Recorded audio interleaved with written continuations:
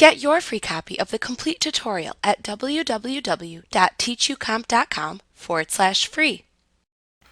When using an image as a background, you can also control whether or not it scrolls with the other elements of your page, using the background-attachment property with the values scroll or fixed. Scroll is the default setting and allows the background image to move when your user is navigating your web page. The fixed value sets the background image to not move. For example, when the image is set to fixed, the position of the image will always be in the background, no matter what part of the page your user is currently viewing.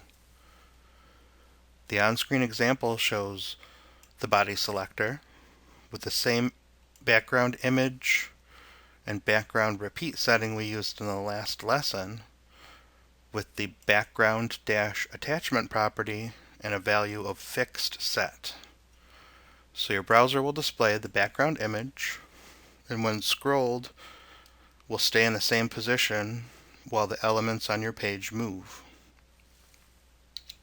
Like what you see? Pick up your free copy of the complete tutorial at www.teachucomp.com/free.